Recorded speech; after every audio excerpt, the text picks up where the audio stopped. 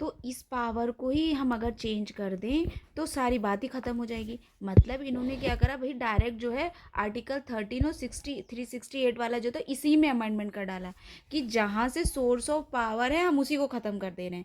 तो क्या हुआ, parliament can take away any fundamental right under article 360 and such acts are not law under the article 13।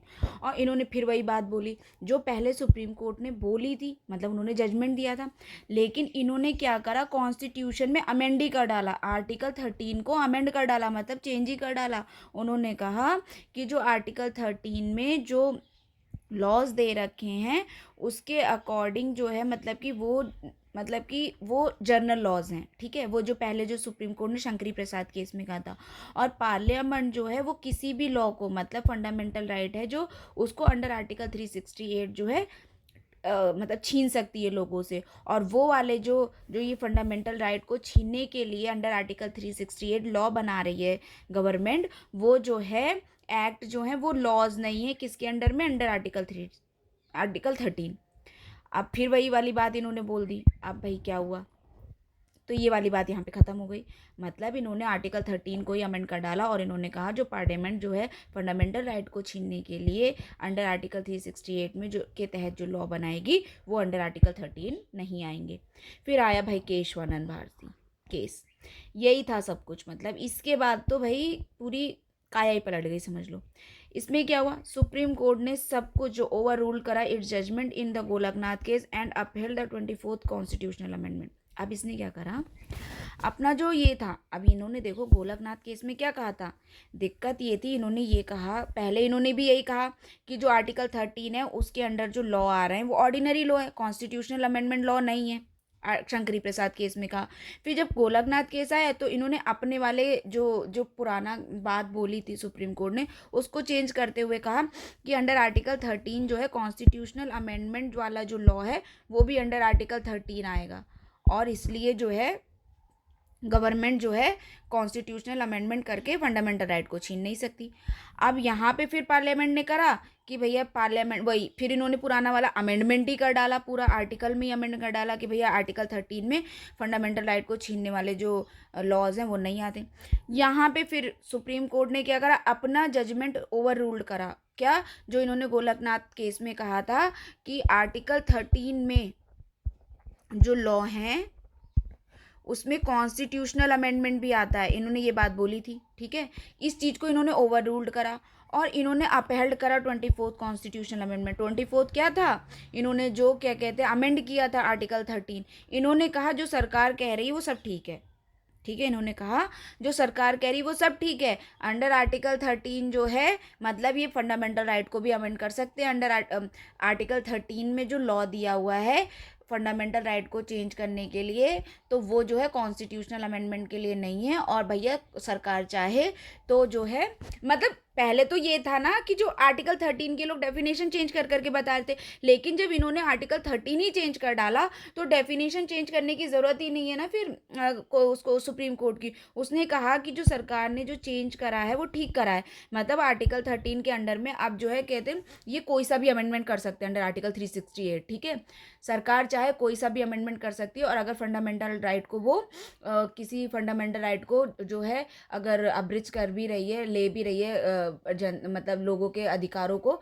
तो वो ठीक है, वो कॉन्स्टिट्यूशनल अमेंडमेंट वैलिड है। लेकिन इन्होंने क्या कहा, the basic structure doctrine was laid down by the, अब इसमें क्या है, इन्होंने लेकिन बेसिक स्ट्रक्चर की डॉक्ट्राइन को स्थापित कर दिया।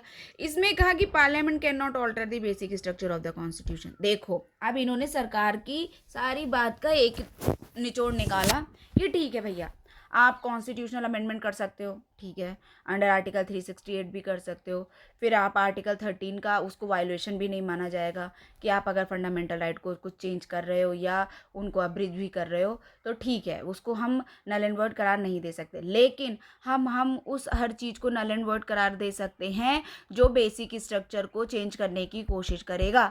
अगर आप फंडामेंटल राइट में कुछ सुधार कर रहे हो या कुछ चेंज कर रहे हो और वो बेसिक स्ट्रक्चर को डिस्टर्ब नहीं कर रहे हैं, वो बेसिक स्ट्रक्चर को कोई हानि नहीं पहुंचा रहे हैं कॉन्स्टिट्यूशन की, तब तो वो ठीक है। लेकिन अगर कोई आप ऐसा लॉ बनाकर लाएंगे जो बेसिक स्ट्रक्चर को जरा सा भी नुकसान पहुंचाने की कोशिश करेगा या बेसिक स्ट्रक्चर को चेंज करने की कोशिश करेगा तो पार्लियामेंट उसे जो है नल एंड वॉइड करार दे देगी।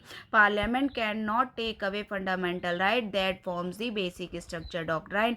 इन्होंने कहा पार्लियामेंट ठीक है, अंडर आर्टिकल 13 आपने जो चेंज करा है 68 के तहत अगर आप कॉन्स्टिट्यूशनल अमेंडमेंट करते हो तो ठीक है, आप फंडामेंटल राइट को भैया ले लो, चेंज कर दो, छीन लो सबसे, सबके उन अधिकारों को, लेकिन वो फंडामेंटल राइट आप चेंज नहीं कर सकते जो बेसिक स्ट्रक्चर डॉक्ट्राइन के तहत आते हैं। ठीक है, अगर कोई fundamental right basic structure doctrine का मतलब वो न्यू है कॉन्स्टिट्यूशन की, अगर उसको चेंज करने से कॉन्स्टिट्यूशन पे पूरा पूरा इफेक्ट पड़ रहा है, पूरी पूरी कॉन्स्टिट्यूशन की जो आइडियोलॉजी है वो चेंज हो रही है, तो आप ऐसी किसी फंडामेंटल राइट को चेंज नहीं कर सकते, उसने नल एंड वॉइड करार दे दिया जाएगा जो बेसिक स्ट्रक्चर का पार्ट है।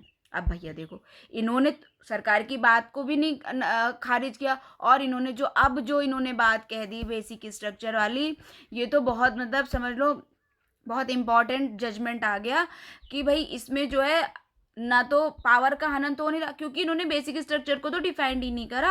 अब समय समय पर जो है बेसिक स्ट्रक्चर, जैसे आप केस लेकर आओगे हम बता देंगे कि अब कि ये भैया बेसिक स्ट्रक्चर का हनन कर रहा होगा तो हम उसे नल एंड वॉइड करार दे देंगे, और अगर बेसिक स्ट्रक्चर का हनन नहीं कर रहा होगा तो ठीक है भैया आप लॉ बनाइए, हम क्यों उसमें इंटरफेयर करेंगे। सुप्रीम कोर्ट का कहने का मतलब एक तरीके से ये था।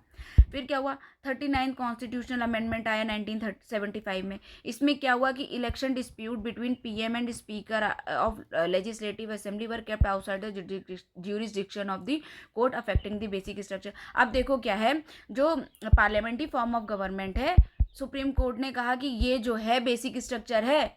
अब सोचो हमारे जितने भी कॉन्स्टिट्यूशन में आर्टिकल्स वगैरह हैं या सब कुछ जो भी उसमें ड्राफ्ट करते टाइम डाले गए हैं, तो आप देखो अगर आप पार्लियामेंट्री सिस्टम है और एक प्रेसिडेंशियल सिस्टम होता है, अगर आप इस सिस्टम को ही चेंज कर दो जो हमारे कॉन्स्टिट्यूशन का है पार्लियामेंट्री सिस्टम, आप अगर उससे छेड़छाड़ कर रहे हो या आप उसमें कोई ऐसा अमेंडमेंट कर रहे हो जो कि मतलब कि उसकी वजह से पार्लियामेंट्री फॉर्म ऑफ जो गवर्नमेंट है हमारी या जो जो भी फॉर्म ऑफ गवर्नमेंट है उसमें बहुत ज़्यादा इफेक्ट आ रहा है, तो भैया आप तो सिंपल सी बात है ना कि आप बेसिक स्ट्रक्चर को चेंज कर रहे हो कॉन्स्टिट्यूशन के। तो इन्होंने कहा कि इन्होंने क्या करा, जो पहले जो सरकार जो थी उस टाइम पे, तो उसने अमेंडमेंट लेकर आई कि जो इलेक्शन डिस्प्यूट्स हैं बिटवीन पीएम और जो speaker of the legislative assembly होते हैं, ठीक है, तो उसके जो मतलब कि अगर उसमें कोई डिस्प्यूट आता है इलेक्शंस को लेकर, ठीक है, तो वो जो है उस पर जो सुप्रीम कोर्ट इंटरफेयर नहीं कर सकती, ये बात बोला गया, क्योंकि ये अफेक्ट करते हैं बेसिक स्ट्रक्चर को।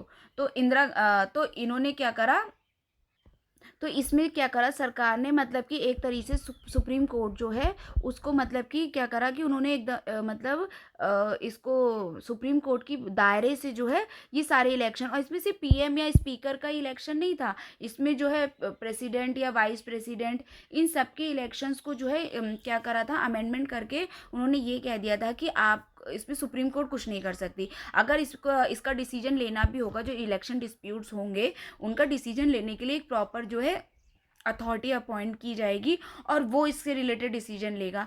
अब ये सब ना उस टाइम पे जो इंदिरा गांधी के जो मतलब कि इलेक्शन हुआ था ना उस टाइम पे, तो उस वजह से ही मतलब कि ये अमेंडमेंट लेकर आए थे ताकि जो सुप्रीम कोर्ट है वो ओवरटर्निंग ना कर दे जो इलाहाबाद हाई कोर्ट का डिसीजन था against Indira Gandhi elections case के लिए। तो उन्होंने मतलब इसीलिए ये अमेंडमेंट लेकर आए। फिर जब इंदिरा नेहरू गांधी जो केस आया 1975 का, supreme court invalidated the 39 constitutional amendment और उन्होंने कहा कि जुडिशियल रिव्यू जो है वो बेसिक स्ट्रक्चर है। अब इन्होंने क्या करा कि इन लोगों ने क्या करा था कि भाई ये डिस्प्यूट जो है ये लोग खुद ही सुलझाना चाह रहे थे कि मतलब इसमें हम एक बॉडी बनाएंगे। अब सिंपल सी बात है, देखो तुम मेजॉरिटी में हो, ठीक है, तुम एक बॉडी बनाओगे, उसका डिसीजन आएगा, फिर जो भी कमिटीज़ वगैरह बनाई जाती है ना उनके जो है डिसीजन जो है ना सरकार पे बाइंडिंग नहीं होते हैं, ठीक है।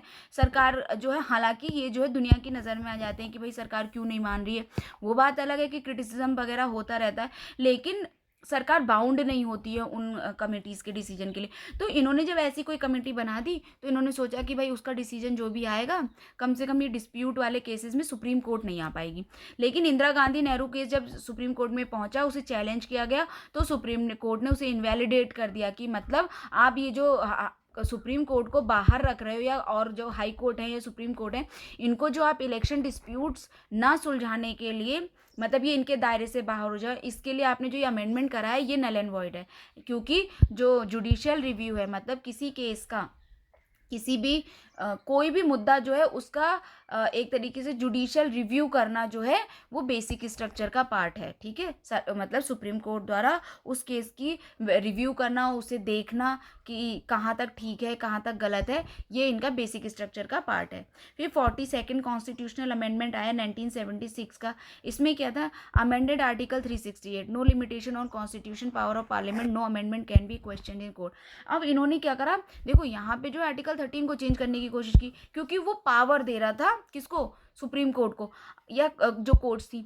अब इन्होंने क्या करा, आर्टिकल 368 को 368 को ही चेंज कर दिया। इसमें क्या था, ये पावर दे रहा है गवर्नमेंट को, लेकिन इसकी पावर लिमिटेड थी कि कॉन्स्टिट्यूशनल अमेंडमेंट ही करने आपको जो भी है, मतलब ठीक है।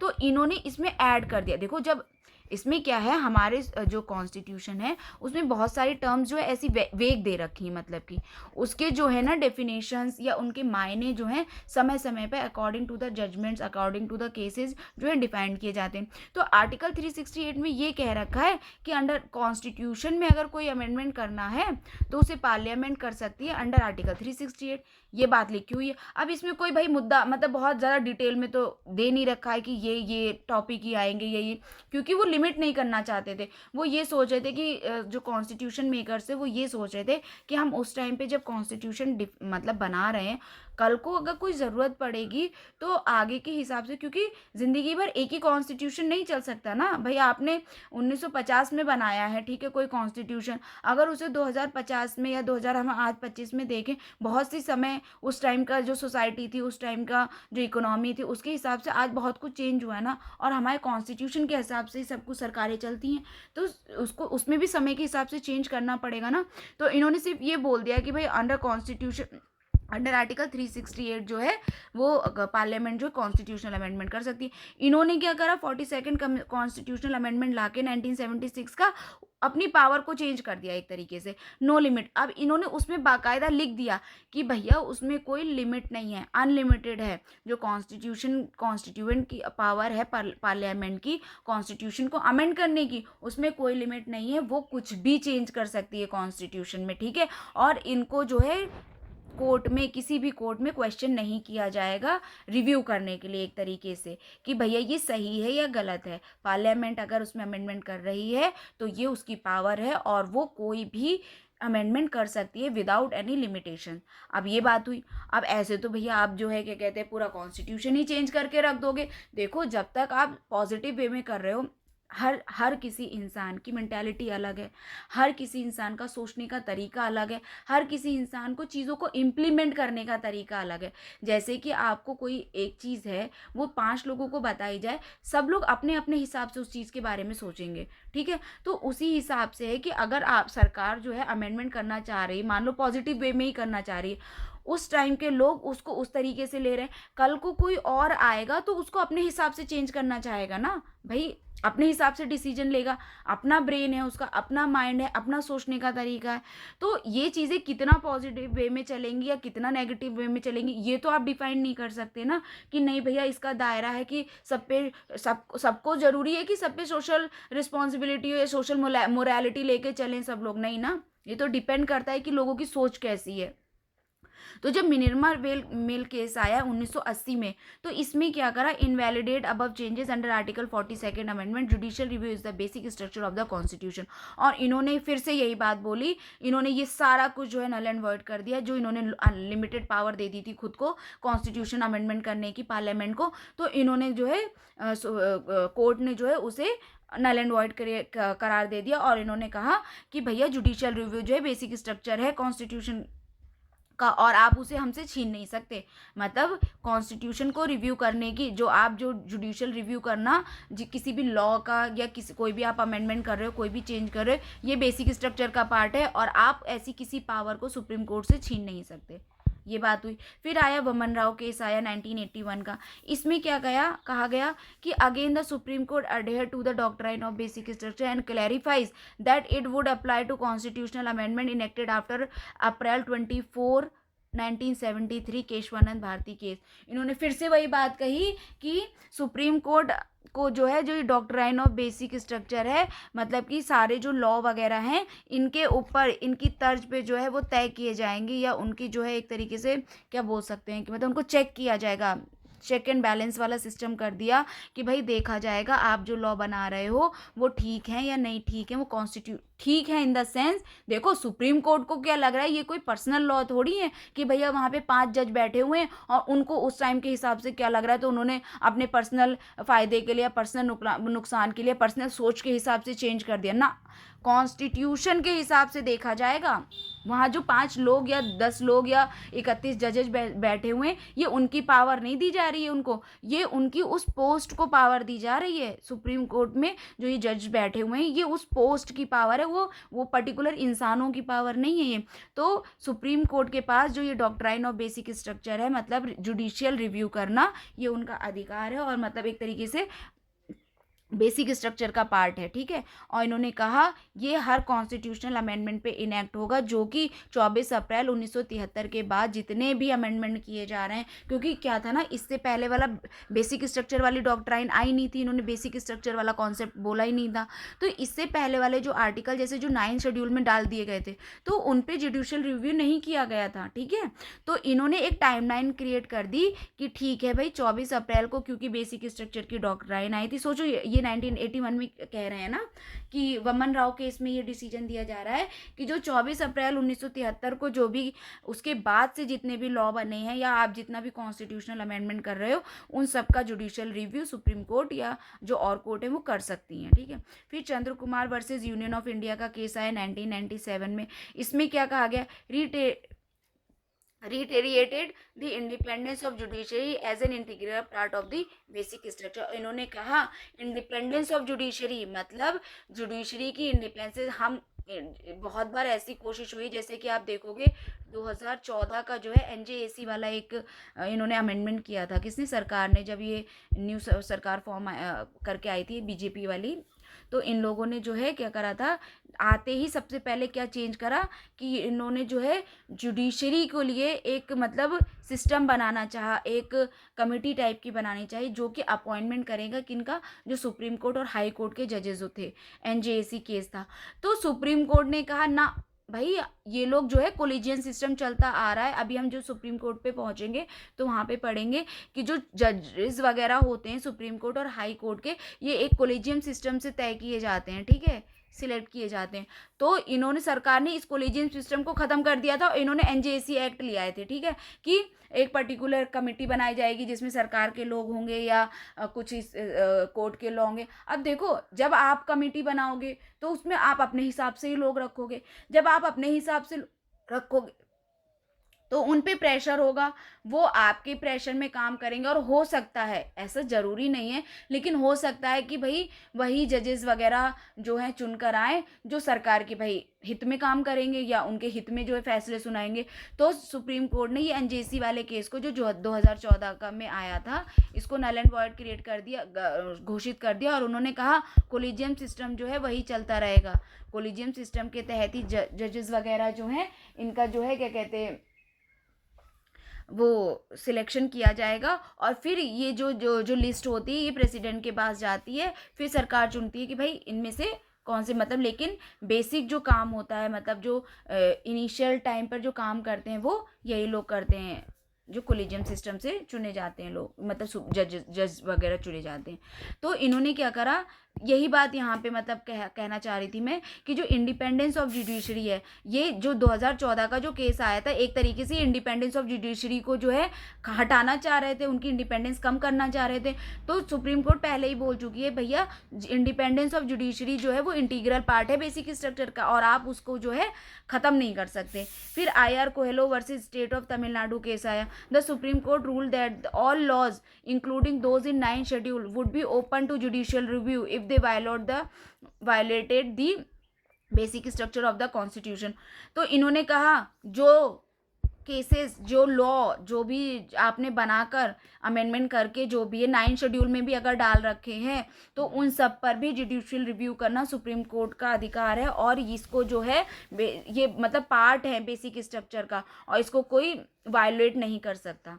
फिर जस्टिस पुट्टास्वामी केस आया versus union of India, Aadhaar case 2017 का। इसमें क्या कहा गया, recognise the right to privacy as a fundamental right, affirming it as a part of basic structure of the constitution. और इसमें कहा गया जो राइट टू प्राइवेसी है ये फंडामेंटल राइट है, और ये जो है बेसिक स्ट्रक्चर का पार्ट है। इसका मतलब राइट टू प्राइवेसी को कोई हनन नहीं कर सकता। तो ये पूरा हो गया कि इवोल्यूशन कैसे हुआ है बेसिक स्ट्रक्चर का। अब नेक्स्ट इसमें एक छोटा सा रह गया कि element of the basic structure क्या क्या होते हैं, मतलब कि जो डिफरेंट डिफरेंट जजमेंट्स आए हैं टाइम टू टाइम, तो इसमें क्या क्या चीज़ें जो हैं कहा गया है कि ये बेसिक स्ट्रक्चर के पार्ट हैं।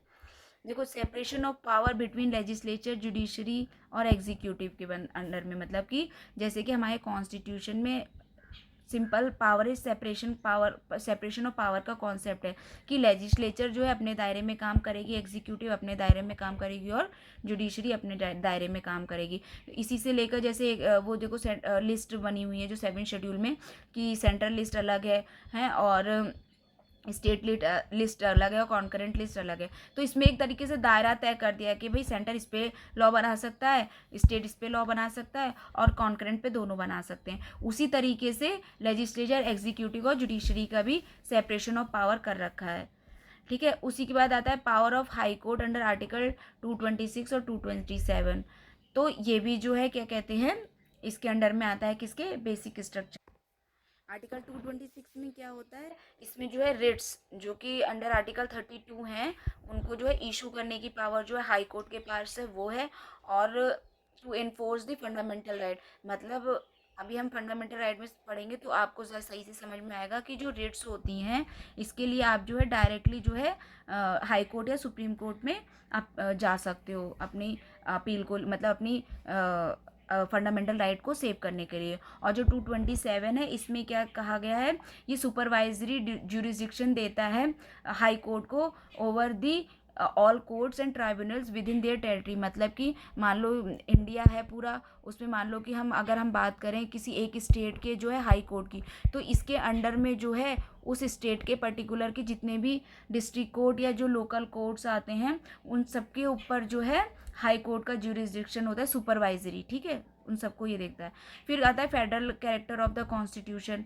फेडरल कैरेक्टर मतलब जो स्टेट्स को अपनी अपनी पावर दे रखी है, ठीक है, इनके अपने अपने दायरे, इस फेडरल स्ट्रक्चर है ना कि भाई पहले सेंट्रल है, फिर अपने अपने जगह पे सबके अलग अलग स्टेट है ना, वहाँ पे अलग सीएम होते हैं, अलग वहाँ पे विधानसभा और विधान परिषद बनाए गए हैं, अपने अपने वो लोग जो है अपने अपने तरीके से जो है काम करते रहते हैं। ठीक है, तो ये स्ट्रक्चर भी जो है बेसिक स्ट्रक्चर का पार्ट है।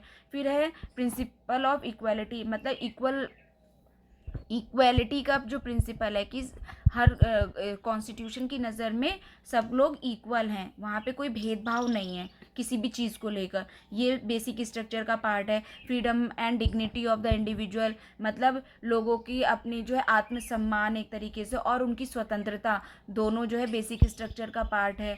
फिर है power of supreme court under article 32, 136, 141 और 142। ये सब आर्टिकल अभी हम डिटेल में पढ़ेंगे। फिलहाल देखो 32 जो है वो रिट वाला है, ठीक है, और ये जो है सुप्रीम कोर्ट के जो है एक तरीके से जो क्या बोलते हैं उन्हें, कोर्ट। 136 में जो है इसमें क्या कहा गया है, जो सुप्रीम कोर्ट है उसके पास जो है स्पेशल लीव की जो है पावर है, मतलब कि अगर वो चाहे तो वो किसी भी कोर्ट के सामने अगर कोई केस है, चाहे वो हाई कोर्ट हो, चाहे वो लोकल कोर्ट्स हैं, ठीक है, डिस्ट्रिक्ट कोर्ट्स वगैरह हैं, तो वहाँ पर अगर इस स्पेशल लीव करके, मतलब कि फ्रॉम एनी जजमेंट, डिक्री और order pass by any court और tribunal in India give Supreme court the power of intervene in matters where justice is required. मतलब ये किसी भी केस में जो है जाके ये अपना जस्टिस सुना सकती हैं, अपना डिसीजन दे सकती हैं, चाहे वो केस जो है किसी के भी सामने हो, अगर इनको लगता है कि जो है जस्टिस का मैटर है और वहाँ पे जस्टिस होनी चाहिए, तो वहाँ पे ये जाके इनके पास ये पावर है कि वो केस कहीं पर भी हो, किसी के भी टेरिटरी ऑफ इंडिया में किसी भी कोर्ट के सामने हो, डिस्ट्रिक्ट हो, लोकल कोर्ट्स हो या हाई कोर्ट्स हो, वहाँ पे सुप्रीम कोर्ट की पावर है। ठीक है, फिर आती है बात कि जो आर्टिकल 148 है, इसमें कहा गया है कि जो सुप्रीम कोर्ट की जो डिसीजंस हैं जो, वो जो है क्या कहते हैं, सब पर लागू होंगे। मतलब यहाँ पे कहने का मतलब है कि जो सुप्रीम कोर्ट के जो states that the law declared by supreme court is binding on all courts with in the territory of India ensuring uniformity in judicial interpretation. मतलब जितने भी ये डिसीजंस देती हैं, तो सुप्रीम कोर्ट के डिसीजन टेरिटरी ऑफ इंडिया में हर जगह लागू होंगे। ऐसा नहीं है कि भाई किसी का पर्टिकुलर केस आया, ठीक है, अब मान लो कोई केस है जो मध्य प्रदेश का, वो वहाँ पे केस गया, तो उसके लिए डिसीजन दिया गया है, तो ऐसा नहीं है कि उसी मध्य प्रदेश की टेरिटरी में लागू होगा, क्योंकि वो सुप्रीम कोर्ट का डिसीजन है, इसलिए वो टेरिटरी पे कहीं हर जगह लागू होगा, ठीक है, पूरी इंडिया की टेरिटरी। फिर 142 वाला आता है, इसमें कहा गया है constitution of India gives the supreme court the power to make order ensure justice in any case before it. यहाँ पर ये कहा गया है कि मतलब कि सुप्रीम कोर्ट के पास ये पावर है कि वो डिसाइड करे कि हर किसी को जस्टिस मिले, हर केस में जो भी उसके सामने केस आया है उस हर हाल में वहाँ पे जस्टिस होनी चाहिए, ठीक है। फिर limited power of the parliament to amend the constitution, ये अभी हम सारा पढ़ते ही आ रहे हैं जो बेसिक स्ट्रक्चर के तहत कहा गया है। फिर है सेक्युलर कैरेक्टर, जो हमारे यहाँ पर वो वाला सीन है कि मतलब हमारे यहाँ पे कौन सा, हमारा जो है एक वेस्टर्न कॉन्सेप्ट ऑफ सेकुलरिज्म होता है और एक हमारा Indian constitution concept of secularism में। वेस्टर्न कॉन्सेप्ट में क्या है, यहाँ पे टोटल सेपरेशन कर देते हैं किससे, रिलीजियस मैटर से, लेकिन हमारे यहाँ पे कहा जाता है कि सबको इक्वल, मतलब कि एक तरीके से प्रमोशन मिलेगा, हर रिलीजन, हर सोसाइटी के जितने भी हमारे यहाँ पे कल्चर या रिलीजियस वैल्यूज़ हैं, वहाँ पे हम अगर प्रमोट करेंगे तो सबको इक्वली करेंगे, ठीक है।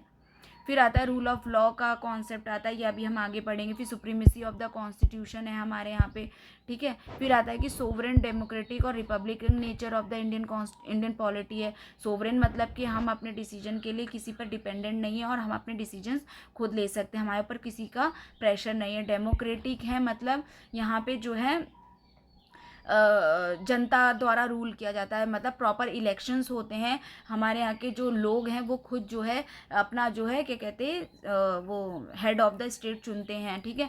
और रिपब्लिकन का मतलब है यहाँ पे कोई ऐसा नहीं है कि भाई राजा का बेटा ही राजा बनता है, जैसे इंग्लैंड में है भाई, वहाँ पे एक जो है रॉयल फैमिली चली आ रही है, वहीं के जो लोग हैं फिर वही उस पोस्ट पर रहते हैं, लेकिन हमारे यहाँ पे ये नहीं, यहाँ पे जो है हेड ऑफ द स्टेट जो है वो चेंज होते हैं, जैसे कि प्रेसिडेंट है उनका चुनाव हर 5 साल में होता ही होता है, वो चेंज हो सकते हैं। यहाँ पे ऐसा कुछ नहीं है कि एक कोई पर्टिकुलर फैमिली है वही चली आ रही है। फिर इफेक्टिव एक्सेस टू जस्टिस है, सबको जो है इफेक्टिव एक्सेस मिलना चाहिए जस्टिस में। फिर वेलफेयर स्टेट वाला जो कॉन्सेप्ट है, सोशल इकोनॉमिक जस्टिस होनी चाहिए सबको, socially social equality, social equality मतलब एक तरीके से ये है, या सोशल जस्टिस का मतलब ये है कि भाई तबके का कोई भी लोग हो सबको जस्टिस बराबर मिलनी चाहिए। इकोनॉमिक है कि भाई गरीब हो या अमीर हो, देखो एक तो आ जाता है वो वाला कॉन्सेप्ट, जैसे कि upper class, higher class, lower section of the class, और या फिर आ जाता है कि जैसे वुमेन हो गई, इन ये लोग जो है थोड़ा मतलब कि सोसाइटी में जो है ये इतना ज़्यादा जो है मतलब एक तरीके से मुख्य धारा में नहीं है, ठीक है। तो ये हो गए, बूढ़े हो गए, बच्चे हो गए, तो इन सब को एक आप जो है मुख्य धारा में लाने के लिए सारी जो है सोसाइटी में इकोनॉमिक और सोशल जो है जस्टिस मिलनी ही चाहिए। फिर पार्लियामेंट्री सिस्टम तो है ही हमारे यहाँ पे, फ्री एंड फेयर इलेक्शन होने चाहिए, उसमें कोई धांधलेबाजी नहीं चलनी चाहिए, बैलेंस बिटवीन फंडामेंटल राइट्स और डीपीएसपी होना चाहिए। ये नहीं है कि फंडामेंटल राइट्स बहुत ज़्यादा आगे हो जाएं या डीपीएसपी को बहुत आप ऊपर रख दीजिए, दोनों के बीच में बैलेंस चलना चाहिए। फिर प्रिंसिपल ऑफ और एसेंस और अंडरलाइंग फंडामेंटल राइट्स, जो फंडामेंटल राइट्स में जो प्रिंसिपल दिए गए हैं उनको जो है क्या कहते हैं, वो भी बहुत ज़्यादा बेसिक स्ट्रक्चर का पार्ट है, मतलब फंडामेंटल तो है ही भाई, वो फंडामेंटल हैं तो भाई उनका तो बनता है, वो बेसिक स्ट्रक्चर का पार्ट है। फिलहाल वो तो सुप्रीम कोर्ट ही डिसाइड करती है, लेकिन फंडामेंटल तो ऑलरेडी बोल दिया गया है, ठीक है। फिर है unity and integrity of the nation, हमारे देश की मतलब प्रभुता और जो एकता जो है, ये भी जो है जो बेसिक स्ट्रक्चर का पार्ट है। फिर जुडिशियल रिव्यू तो है ही, इंडिपेंडेंस ऑफ जुडिशरी हम ऑलरेडी पढ़ चुके हैं। तो ये था हमारा silent feature of the constitution. अब हम नेक्स्ट जो है चैप्टर शुरू करेंगे 4, जो कि है सिस्टम ऑफ द गवर्नमेंट, ठीक है। तो अभी हम ये पार्ट यहीं पे ख़त्म करते हैं। Thank you.